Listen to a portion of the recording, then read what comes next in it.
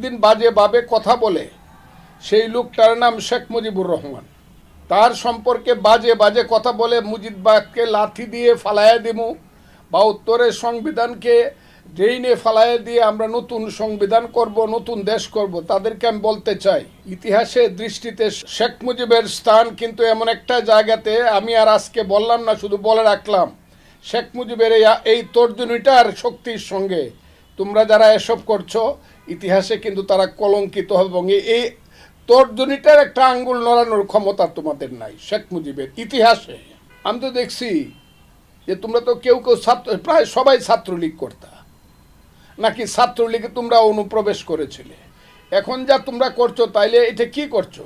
আমি তাই আজকে বলবো যারা এইসব করছে, ঠিক আছে তোমরা তোমাদের কাজ করো, কিন্তু মুক্তিযুদ্ধকে নিয়ে এবং মুক্তিযুদ্ধের প্রধান নেতা বঙ্গবন্ধু শেখ মুজিবুর রহমানকে নিয়ে তোমরা যে কুশ্রী এবং বিশ্রী কথাগুলো বলে যাচ্ছ, এইগুলা কিন্তু একদিন ইতিহাসে প্রমাণিত হবে যে তোমরা হলো ইতিহাসের বিরুদ্ধে।